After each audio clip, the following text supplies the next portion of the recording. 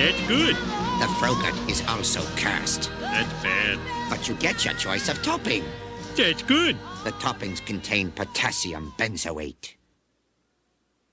That's bad. Can I go now? Fuck. Merry Christmas, Alex. Merry Christmas, We're just gonna Ben. try to read. We're just gonna do exactly what we just did. Recreate all that magic. Okay. What the fuck? We forgot to press start. We're using the old recorder, and I guess I didn't hit start the requisite amount of times that this recorder needed. No, that's totally fine. Let's just do exactly what we were just doing. What the fuck did we say? Consumption. Okay. Something okay, about hang consumption. On, hang on. Okay. Okay, hang on. I got a couple of things to tell you. I'm not feeling well, okay? I'm sick. It's not COVID. It's just a result of not treating my body very well and getting up very early, which is very bad for you when you're getting up at different times and you don't have a sleep schedule. And I'm also eating a sandwich. Right now, I'm eating a very bad sandwich. But I was saying in the previous episode, before we realized we were recording, for a bad sandwich, it's pretty good. Oh, so... You know what I mean? Yeah. Yeah. Like on the spectrum of bad sandwiches, you could do worse. This sandwich is on the spectrum. You're right. What else were we saying? Consumption. It is a euphemism for tuberculosis. Okay, fuck. None of this is going to make any sense anymore. I was dying of consumption. I was consuming a sandwich. Alex asked me what consumption was. I said it was tuberculosis, a.k.a. the White Death, which I've never heard it referred to before. Which is kind of awesome. It's kind of awesome. Anyway...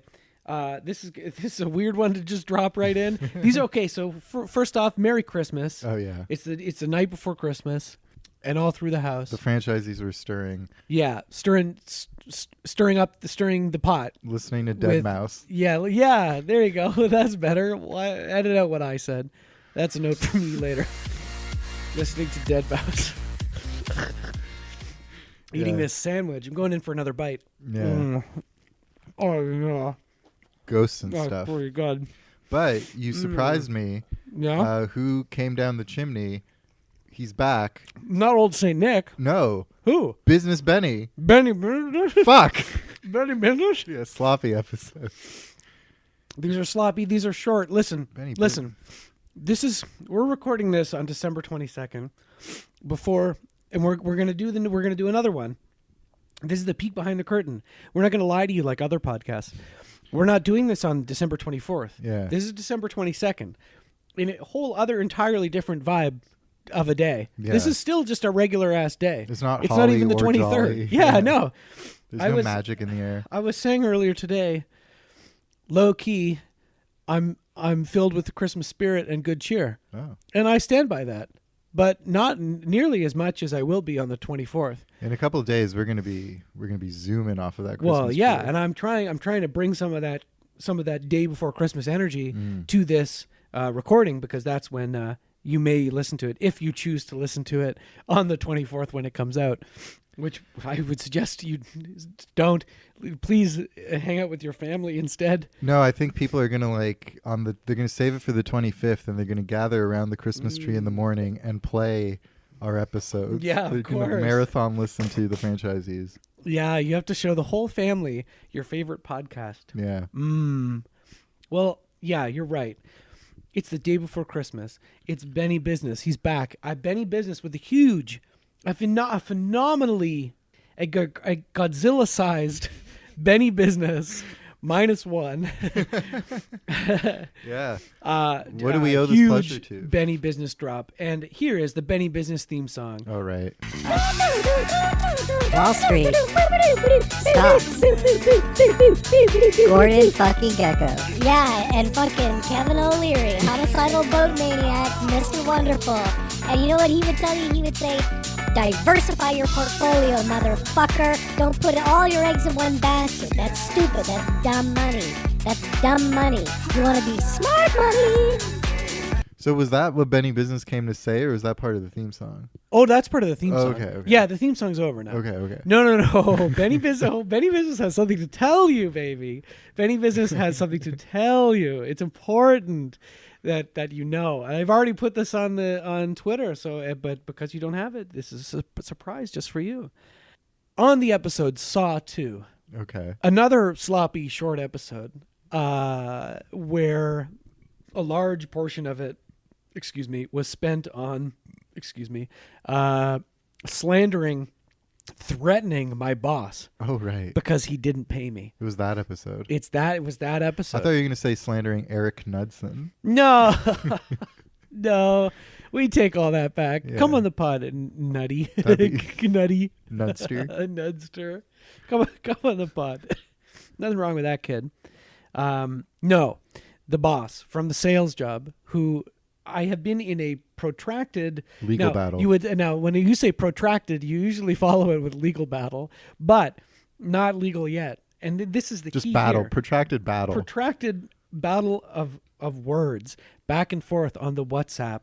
Just like, what the fuck is your problem? Pay me my money. Oh my God, you're a crook. Like blah blah blah. Constantly. And and he's just giving me the runaround. Like, oh, it's not my problem. The last paycheck, we sent it out to you, but it looks like it was deposited. So actually, somebody committed fraud against you, not fraud against us. So it's really your problem. You have to call the bank. Okay, I was like, that's ridiculous. I call my bank anyway. They tell me that's ridiculous. This is obviously like something up with your fucking boss. They open an investigation with their payment service. I have to get a notarized letter, which costs money and time and all this junk, and back and forth. Anyway, long story short, basically he had ceased contact with me for about a month and a half. Okay, and I kept messaging him the whole time, and he was stonewalling me. Nothing. Zero.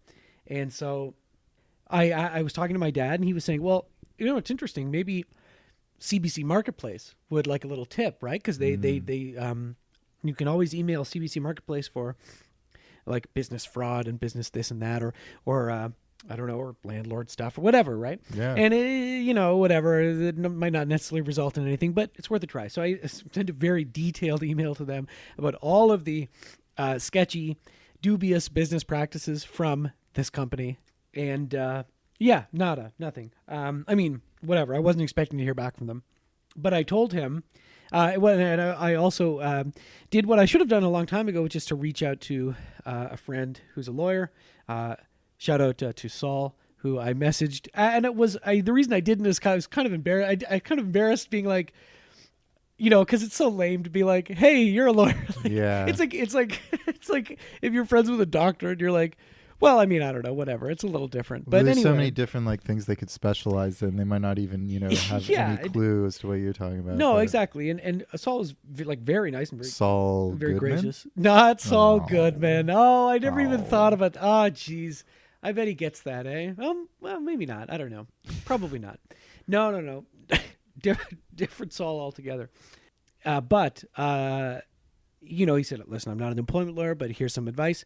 And here's the process of what it would be like to file, take someone to small claims court, right? And he said, oftentimes even just threatening it is enough. And I should have done that in the first place. I had threatened vaguely, I'll get a lawyer involved, I'll do this, I'll do that. Nothing. Anyway, so with all this, I sent the 1-2 punch after I literally on nearly 2 months of no contact. I sent a detailed story to CBC Marketplace detailing your business and all of the illegal activities you're doing, and I am preparing to file a claim in small claims court. I am preparing to take you to court because you have not talked to me.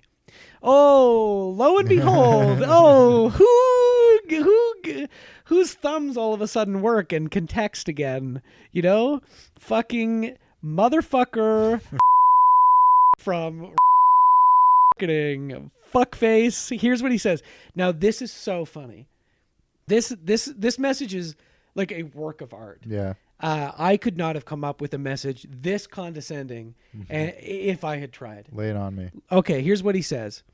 And keep in mind, the way that we had left it off over almost 2 months ago was, okay, we're doing the investigation. I'm taking this very seriously. I'm including you in all these message threads. I will be getting back to you. I will keep you updated. That's from him, okay? Yeah. Nothing. Yeah. Okay? So then I have this whole thing. And then he says, I thought that everything was already said and done with this. I'm not sure what you mean by reporting. We didn't do anything wrong. Someone committed fraud on your behalf, and that nothing to do with us. But regardless, though, sounds like you really need the money. So Merry Christmas, my friend. I will send it right now. I wish you the best of luck. Hope that you found a successful career path. Have a happy holidays. Wow. Wow. But regardless, sounds like you really need the money. Yeah. Merry Christmas. Here's a gift. Here's the gift of the money that I owe you. Yeah. Fuckface. My God, you've got to be fucking kidding me. So I was ready to just be like, because now that I have the money, he sent it. It's in my account. It's gone. I spent it. I took it out. I said, you're never going to take this from me. It's gone. It's cold hard cash now, baby. Okay. I had so many things to say to him, but I didn't. I thought, you know what? Yeah. What's the point? I'll just do it on the podcast. And I'll post it on Twitter and make fun of him. And that's exactly what I did. Anyway, thus ends the saga. That is the final nail in the coffin. I am burying this job, this man, this company, these people, these snakes, this disgusting door-to-door sales. I am burying it 50 feet underground. I never want to think about it ever again, except when I tell the story, which is very funny. And now I have 875 Canadian dollars. Nice. Yes, in my bank account, under my mattress. Yeah. Anyway, so yeah, fuck that. Like, my God. And how like, you know, what a great, like, admission of guilt, too. Yeah. He'd be like, I thought we had done all this. Like, I thought it was all settled, and it's not my problem. Anyway, here's the money I owe you. Yeah. It's a Christmas gift, yeah. You know, like, come on. What like, a fucking wiener. I know. It's just like, I don't know. I hope our paths cross again, so that, because you know what? I'm honestly more comfortable yelling at someone in person than I am messaging them something shitty. You know what I mean? That'd like, and I think he may expect the opposite. Yeah. That it's like, if we would meet in face to face, it would be civil. Yeah. No, I have a mental illness. I will yell at you in public in front of people. I will scare children. You know what I mean? I will make it an unpleasant environment for everybody in the room. And I'm going to try to, you know, marshal and corral all my powers to try to make that happen. Yeah. I don't know who. It's not. Wait a minute. It's not 3,000. No, it's not Andre 3000. No. Sorry, I had another bite of the sandwich. Nor is it Andre the Giant. Rest in peace. R.I.P. Well, look at that. Benny Business vindicated. Yeah, Benny Business. And you know, maybe Benny Business will return at some point. But for now, it's done. He's on a cruise to the Caymans. Yeah. With his money. I put the $875 towards that 9-month cruise that you can go on for the ultra rich. For the ultra rich, and also, you know, as if we needed an example of this, but the ultra rich who also have no taste.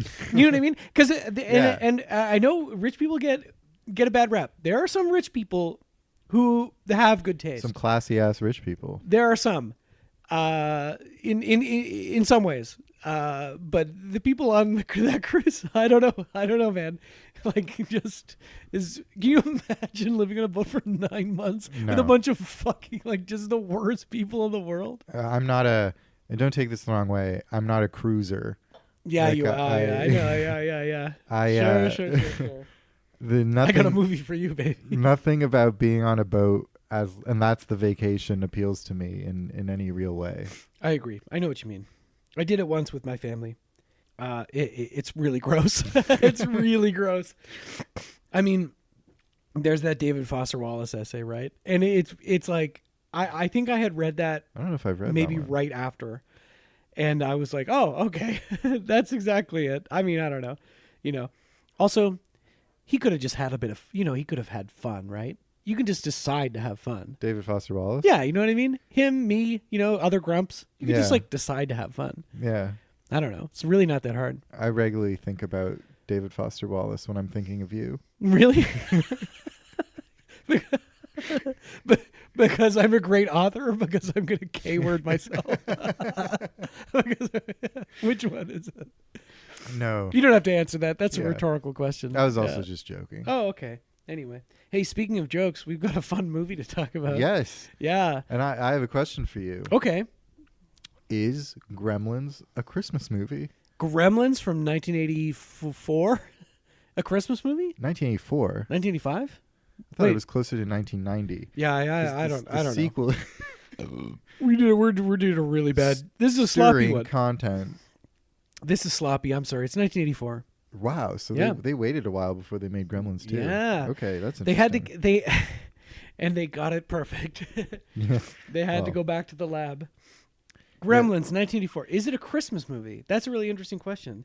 I remember about this time last year we were asking No, we've never spoken about this before. The potent pop culture query, is Die Hard a Christmas movie? And I believe we came up with the conclusion that no, it's not a movie. It's a one-act play. Yeah. Set during Memorial Day weekend. Die Hard 2, a Christmas movie. Yes. Die Hard 1, one-act play set during Memorial Day weekend, yeah. And Die Hard 3 was beamed directly into our skulls. like Strange Days. Was not expecting that when we put in the DVD for that it was fluorescent blue beam to kind of emanate from the PlayStation 5. I know. It's a PlayStation 5 only feature. Yeah. They had put the technology in DVDs back in the 90s. Anyway, whatever. We don't need to get into it. Is Gremlins a Christmas movie? You know what? I'm going to be controversial and say that yes, it is. Oh, wow. Because it is set during Christmas. Yes. And because it is about certain Christmas themes, such as Gremlins and violence and Looney Tunes. And that's that. When you put it like that. Crossbows. Crossbows, yep. Tiny Beautiful little crossbows. Christmas matte paintings as well. Yes. My God. That The one at last the end one, the one at the end is insane. I just want to live there, you know? I just want to live in Kingston Falls. Kingston, yeah, I know. Kingston, Ontario. Tell me about. So this is sloppy. We're on the couch. We're holding the mics.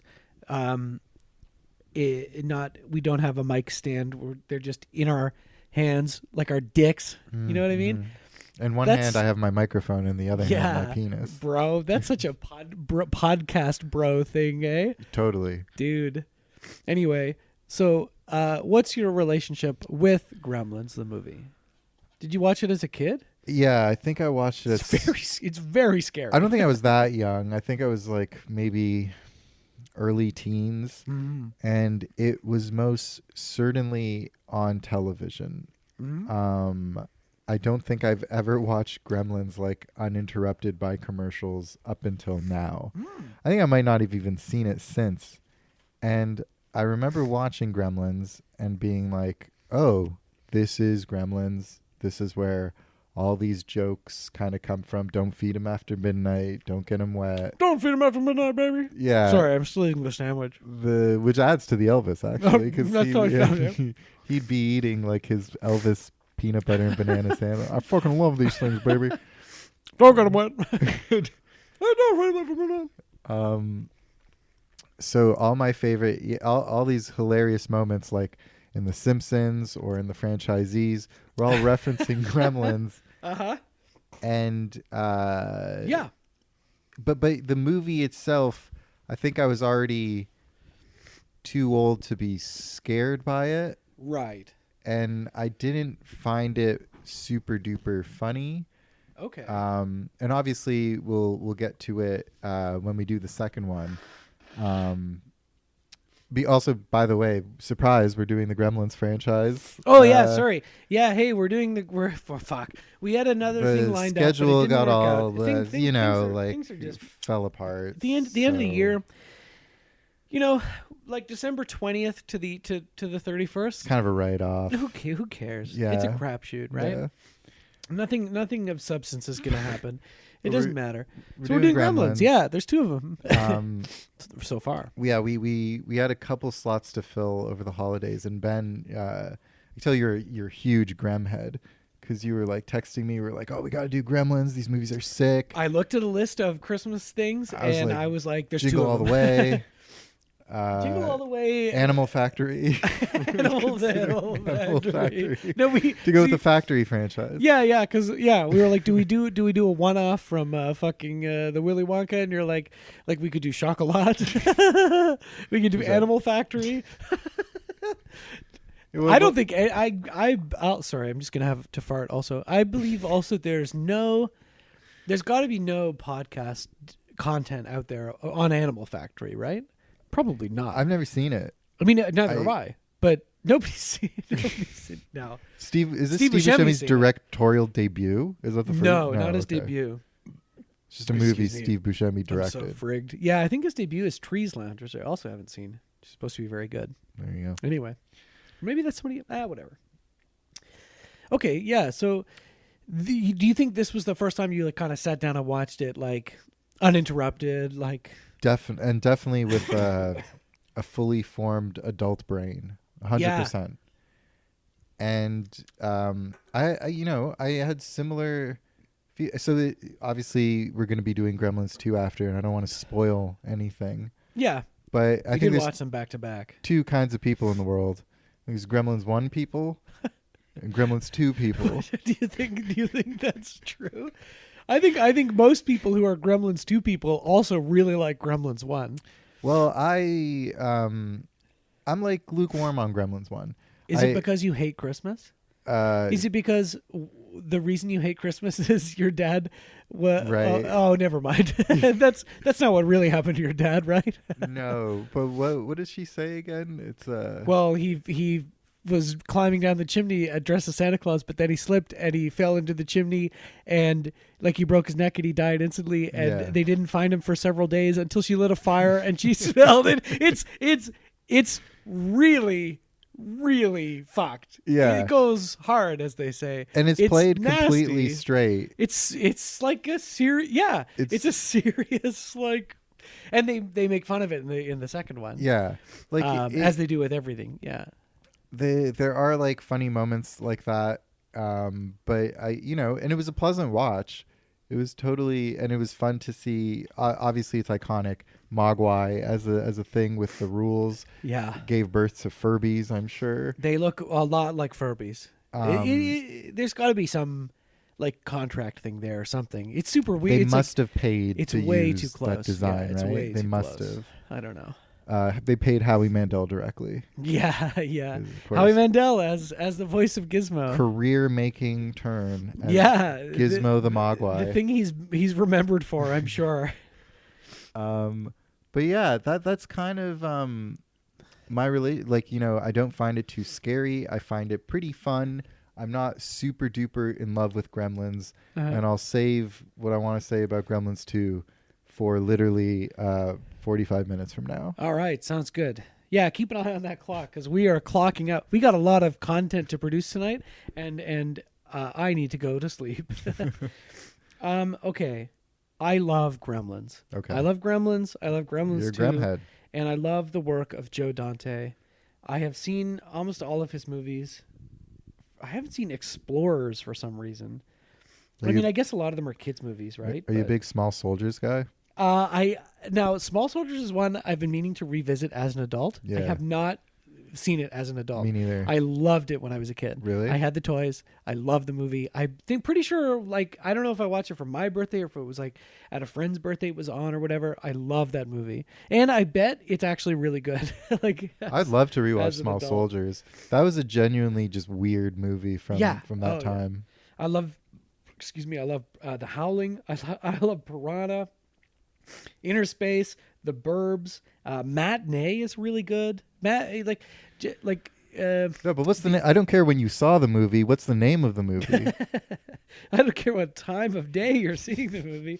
Oh yeah, The Hole. We definitely didn't see The Hole. Oh, I really want to watch The Hole because they released The Hole in 3D. Yeah, I remember that. This is really funny. Yeah, The Hole in 3D. Yeah, go all the way and go right up there. Get in that hole. Get in that hole, boy. Right up there, Morty. That canceled. Don't cancel me. Looney Tunes back in action. So he'd always Gremlins, and to tenfold Gremlins 2 is a live action Looney Tunes movie. Yes. He did eventually make a live action Looney Tunes movie, Looney Tunes Back in Action, which is very good. And I know that the nostalgia for like Space Jam, for example, that is the beloved like it's Looney so Tunes strong movie, for millennials. This movie is Looney Tunes Back in Action is so much better because it feels like it's like made by people who like care about the Looney Tunes and like know what the characters are and all that. In their first Gremlins, there's a cameo by Chuck Jones, the director of most of the best Looney Tunes. Yeah. He's Zach Galligan's like art teacher at the bar or whatever. Okay. Yeah. So yeah, I'm big in on Mr. Dante, who also has a podcast like us. We're contemporaries. The Movies That Made Me, him and Larry Karaszewski, I think. David. Who? Larry David. Larry David. Yeah, him and Larry David. Joe. Curb Your Enthusiasm season 12 coming out soon. Oh, no. So I was trying to think of when I would have seen this. Like, there's no way I would have seen it when I was a young kid because it would have scared the shit out of me. And I'll tell you why. And I think about this anytime I see one of these movies. When I was a kid, like, for example, Mars Attacks scared the shit out of me. Yes. And I think part of that is because the kind of zany violence, like not of the Looney Tunes, which I loved. You're xenophobic.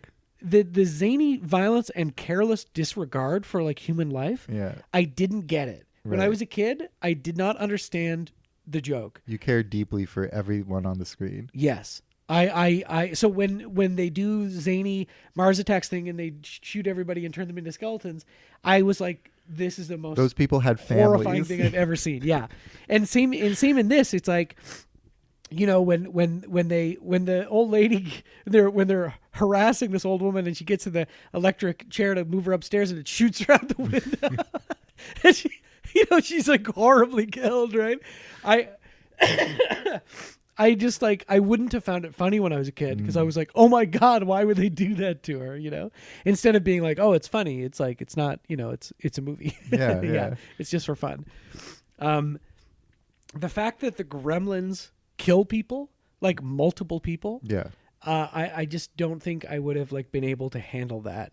Fair, Yeah. Which was something that happened like at the time of release, like a lot of there was a big tumult because parents took their kids to see this thinking it was a cute Muppet movie. Steven Spielberg presents Gremlins. Yeah. So it is partly responsible for the PG-13 as well. Yes. Like this in Temple of Doom, right? Yeah. Totally. Yeah. And I mean, I understand. Like it's very violent, and mostly in the Looney Tunes kind of slapstick way. But there are several scenes that are like quite distressing, I think. Even the violence perpetrated on the Gremlins' bodies is also quite disgusting, right? Yeah, that's something that like watching these as an adult now, I was like, you can kill a gremlin, like you can kill a gremlin with it's not like they become like powerful in the second one, but you don't need super magical means to kill them. You could bludgeon a gremlin to death. You could stab a gremlin. You could use clubs and knives. A gremlin you could to death. stomp. They're small. You could stomp. Yeah, you could Don King a gremlin. Yeah, you could stomp it. You could stomp it to death. You could canceled. He's canceled. Yeah, for stomping someone to death. A gremlin. Yeah. He avoided jail time because that's not funny. No, somebody died. But yeah, it was funny watching these movies, watching these humans, go up against the gremlins. When I was like, but you can dispatch them with it by a number of means. Oh yeah, and they do. I mean, one of the best and most like iconic scenes in the first Gremlins is when his mom is at home. Yeah, and and this is after they discover like, okay, the gremlins have mutated and escaped. And they killed the science teacher, and he is dead. Make no mistake, they've killed him.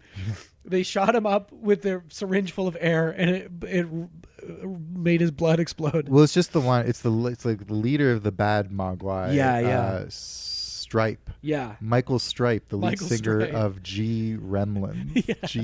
Gremlins. Gremlins. Oh yeah. That's literally That's my huge. Letterboxd review. Really? That's all I wrote. I wrote, so it's Michael That's Stripe, great. and he's the lead singer of Gremlins. There you go. Alex invented the one sentence joke letterbox review. So all of you people who are angry about that, you can email the franchiseespod@gmail.com. Or hit us up on X. Or hit us up on X, formerly Twitter. But it's like he crawls under he's in a science lab, so I guess just like a lab table, and then the gremlin kills him, and I think post-mortem sticks him with the needle, right? Because the needle's in his ass. The needle is in his ass, yes. Not up his ass, No. but in the cheek, yeah. No, it's not down in the hole. Which is, I don't know. And this is a great thing about cinema, the use of ellipsis, as I said on a recent episode. The gremlins kill people. And yeah, the scene with the mom, where she's like arming herself, like, and very handily dispatching like 3 or 4 gremlins. That's the when I think about Gremlins, first off, I think about the second movie because it's one of the best movies ever made. However, when I think about this movie, I think about that. I think about the Phoebe Cates monologue, which we'll get to, of course. I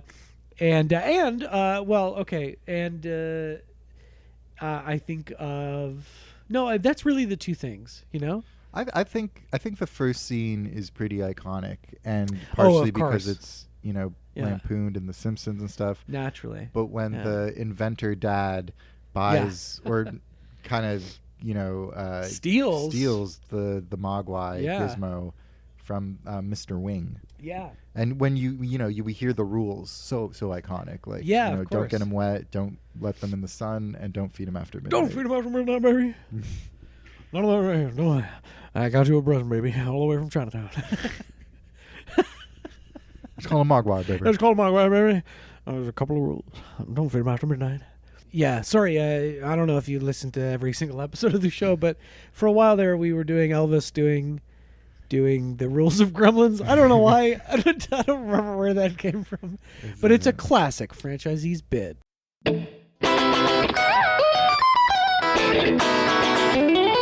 Classic franchisee's bit. Absolutely. Yeah.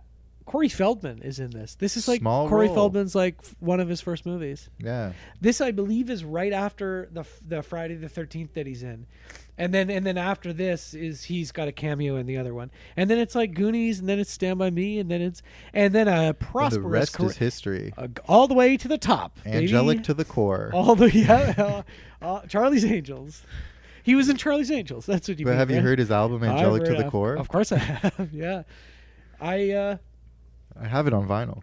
I have a lot of love in my heart for Corey Feldman. I think he has had a very difficult time in Hollywood. I'm sure. More than most. Yeah. And so it's nice to actually, to see some of his like child performances and like these movies. Like, he's really good. Yeah. He's got a pretty small role in this movie. Totally. But he's great. He's great. There's a reason he caught fire. Oh yeah, for sure.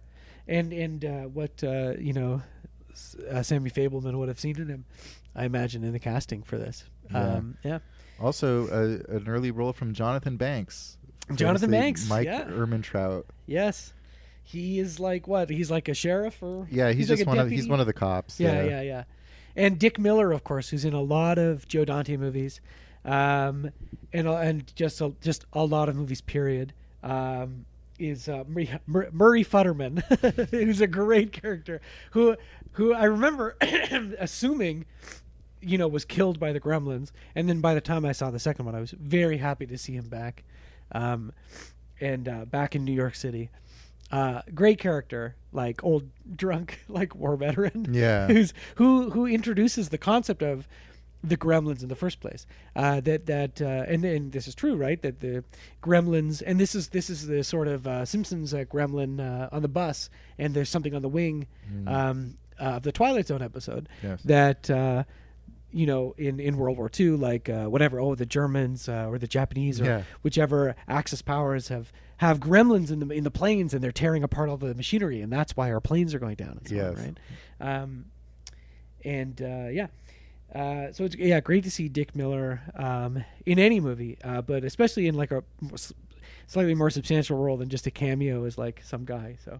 And I appreciated that the cast there weren't these giant 1984 stars in it or anything. It's like a relatively Howie Mandel. Howie Mandel is Gizmo, star-making turn. But it's a relatively Jones. like low-key kind of affair. Yeah, well, I mean, so the main guy, the guy who plays Billy, Zach Galligan, right? It's like, I mean, I don't think he's known for much more than these movies. Yeah, I would not be able to tell you. Right? I mean, off the top of my head. And he's in Waxwork, Waxwork 2, He's in some stuff, but it's mostly like kind of, Judge Reinhold is in a small part, right?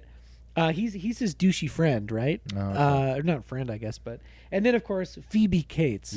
Yes. She possibly the best performance in the film. Yeah. Why? Why is that? Well, is it because she's so beautiful? No, because of I was genuinely caught off guard when she delivers that monologue about her father's death. I know, it's so funny. Yeah. Phoebe Cates is like really obviously an iconic performer of that like time period, right?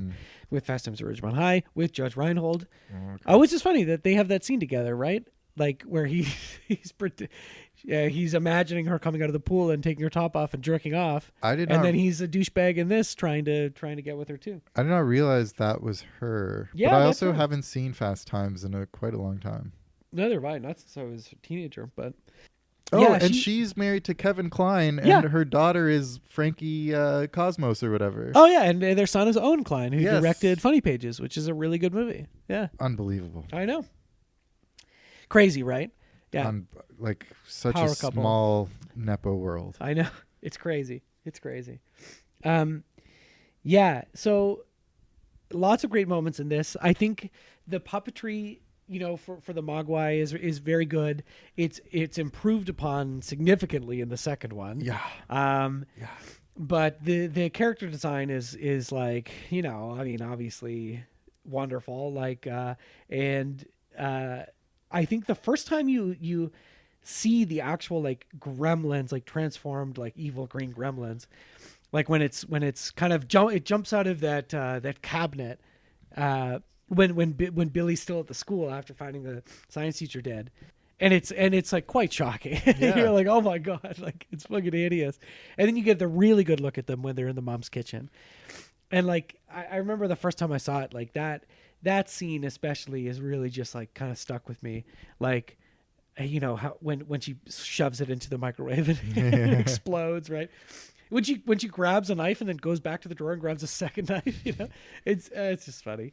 I really loved I like you get a Mogwai wet and they sprout balls out of their back, little furry balls that turn into other Mogwai. Yeah. And then these are the Mogwai that they actually I also love this. They trick Billy into feeding him after midnight by like chewing the cord on his alarm clock.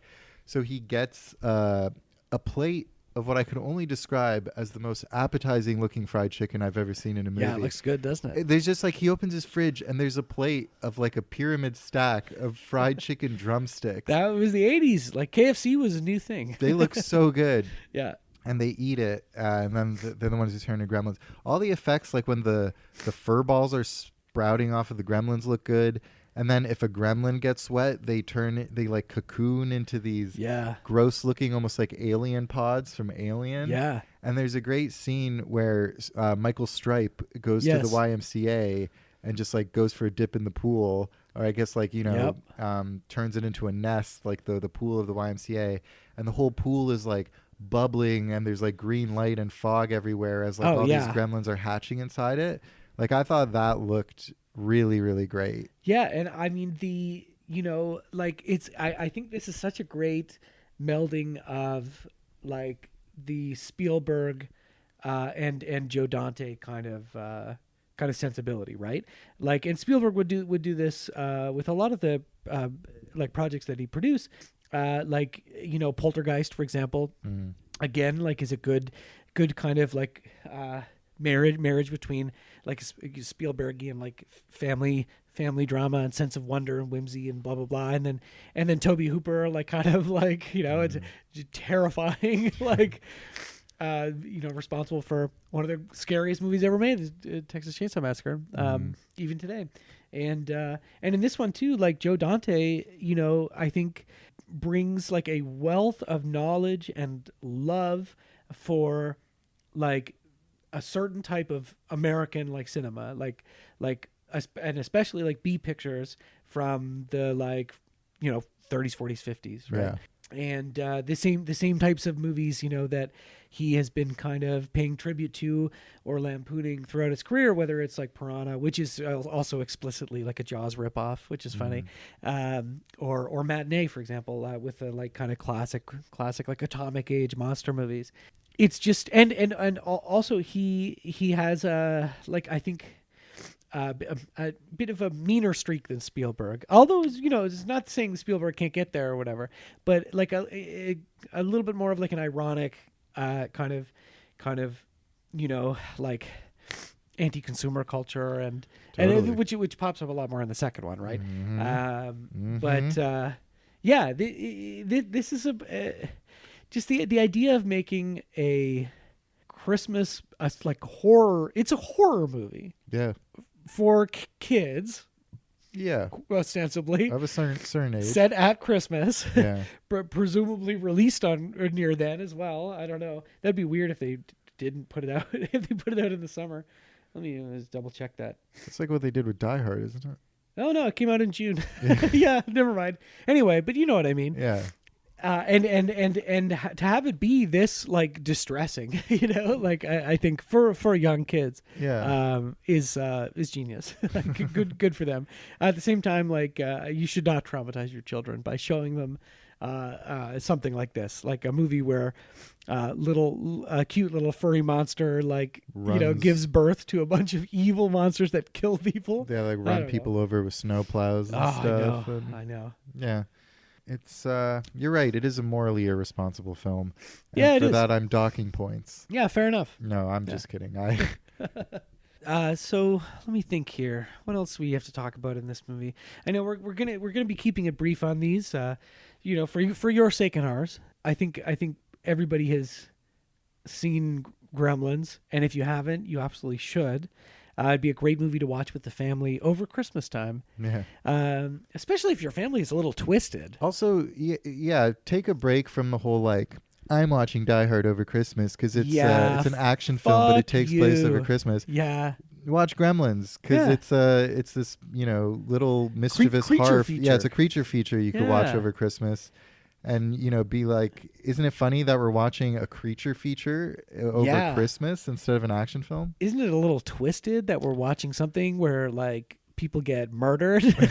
But also, I mean, if you really want to go hardcore, like, show your family Black Christmas. Okay. Yeah. With the original. I haven't seen the other ones. We're going to do that next year, I'd love to. The original, I did show it to my family over Christmas one time, and several people were like, what is wrong? I'm going to go to bed. To be fair, it's pretty nasty. Yeah. That movie is distressing. Yes. I understand. Canadian classic. Invented the slasher. We did it first. Isn't it also directed by Bob Clark, who did A Christmas Story? Yep, he's a genius. So that is a good 1-2 punch. Super Babies. He did Super Babies. But also just the 1-2 punch of Black Christmas. Death Dream. And Christmas Story. Yeah. Some amazing films. Yeah. Porky's. Okay. That's right. Children Don't Play with Dead Things. I don't know. Lots of great Bob Clark movies. Yeah. Karate Dog. He may have made. I don't know if he made Karate Dog. Anyway, it doesn't matter. Don't look it up. Gremlins is a great movie. For young and old, but not too young and not too old either. Yeah. Yeah.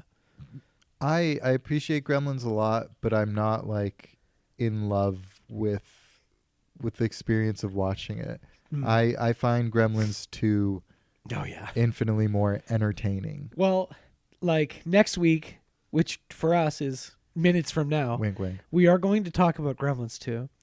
And to prepare you, This is not a hot take or a niche opinion these days. There's a whole famous Twitter account, the Institute for Gremlin 2 Studies, that I don't believe is active anymore, but like Gremlins 2 is widely considered a modern masterpiece.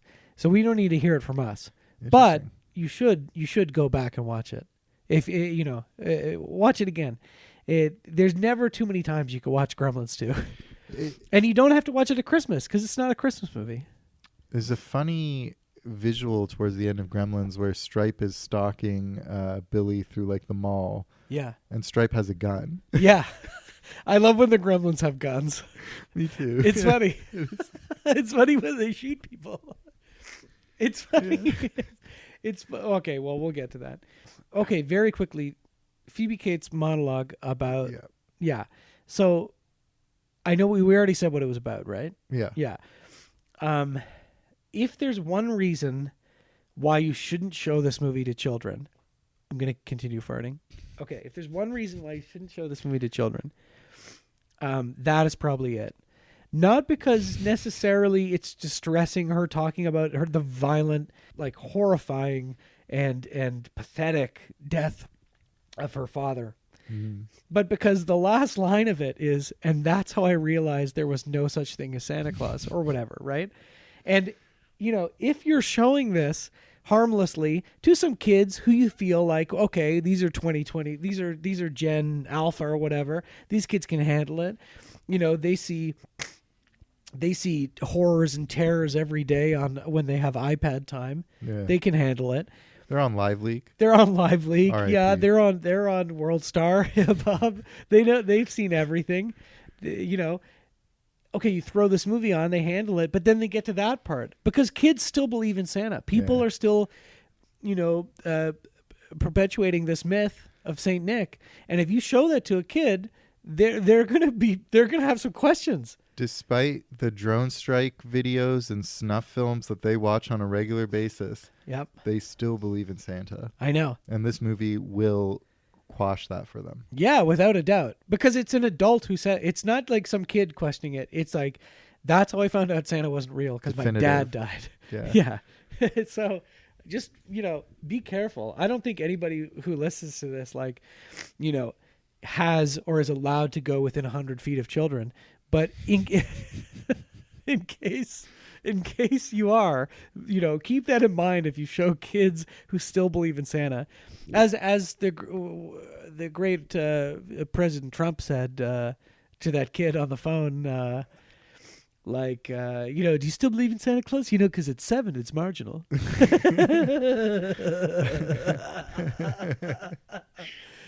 So you don't want to accidentally do that. Doesn't Billy, shortly after she says this hilarious monologue, he's like, do you want to go with me? Do you want to go out with me? I mean, it's they get together. Yeah. Yeah. It's just funny to think, she... Maybe I'm misremembering when he asks her out exactly. He asks her out the first time she mentioned she doesn't like Christmas. Oh, okay. So, but it's only much later that she tells the horrifying story that happened to her. It'd be funny if he asked her out immediately afterwards. Yeah. Hey, here's a question you got to ask me: how would I rank Gremlins? Yes. How many? I guess the easy thing would be like. A gremlin sprouts 5 mogwai. Yeah. Or a mogwai sprouts. How many do you drown in a bathtub? Yeah. Knowing what they become. Oh, no, you can't do that. Sorry. How many do you put in the microwave? How many do you put in the microwave? How many mogwai do you explode in the microwave? 5 out of 5, baby. 5 out of 5? Oh, yeah, for sure. This is great. Or you know what? Or if I... Sometimes with a movie that's good but has a sequel that's genuinely a bajillion times better. If this is not a 5 out of 5... then maybe it's a 4.5 out of 5. Okay. Only because Gremlins 2 has to be a 5 out of 5. Right. Or a 5.5 out of 5. Do you know what I mean? Gremlins, I don't know. So what do you say? But you don't have to be honest. What do you think? No, yeah, and I'm going to be, and this might, piss off a lot of Grem heads. Yeah, go ahead. I don't know. I would stick 3 or 3.5 of those fuckers in the microwave. Yeah. Again, I fine. have nothing really against this movie. It just doesn't it doesn't tickle me as much as Gremlins 2 does, but I acknowledge that it's that's fine. It's so seminal in pop culture. Like, you know, it's necessary and it's vital, but it's just not for me. That's okay, because I've got a movie that is for you. It's called Gremlins 2. I saw Poor Things. Oh yeah, okay. And I really liked it. All right, nice. Yeah. Well, there you go. Yeah. Oh, see, and I thought it was just okay. Oh, there you so go. It's okay to be friends and to engage in social intercourse as we do, and have differing opinions. Among other forms of intercourse. Well, naturally, yeah. Yeah. Well, you know what, Alex? In the spirit of the season, I did get you a little Christmas present. Oh, really? Yeah, I did. Oh. Here, let me just get joy. the box here. What? Oh my God! Okay, Alex, You got hang me on. Howie Mandel in a box. Here he is. Okay, open it up. Oh, Ooh, Gizmo. it's a Mogwai. Ooh, yay. It's Gizmo the Mogwai. I love you, Alex. Is this a Crazy. Mogwai or a Furby? No, it's a Mogwai. Okay. Yeah, so you remember the rules, right? Something about no sunlight because it kills them. Yeah, no, and bright lights in general, please. Yeah. Yeah, you remember. Do not get them wet. Yeah, don't do that. And don't feed them after midnight. No, midnight, baby. No, Friday night. I mean, that sounds easy enough. Yeah, just remember that. Okay. I love you. Let me sing a song. I don't know, whatever the fuck he does. Anyway, Alex has a Mogwai now. Yeah. And I hope you enjoy your Christmas present. Don't need to get me anything. Don't worry. It's not, don't have to worry about it. Anyway, yeah, and I hope this episode is a little Christmas present for all of you. Yeah. And depending on when the order of these things is released, we have another Christmas present for you. Another special. We have another very special Christmas present for you, and I hope you enjoy that. I'm sure nothing will go wrong with this Mogwai. I don't think we have to worry about it. Yeah. Anyway, Merry Christmas, everybody. Bye-bye. Bye. Firemen came, broke through the chimney top, and me and Mom were expecting them to pull out a dead cat or a bird, and instead they pulled out my father.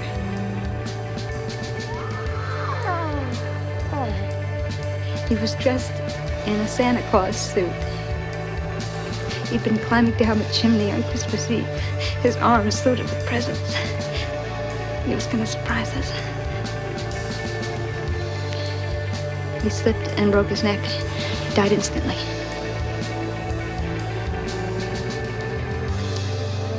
And that's how I found out there was no Santa Claus.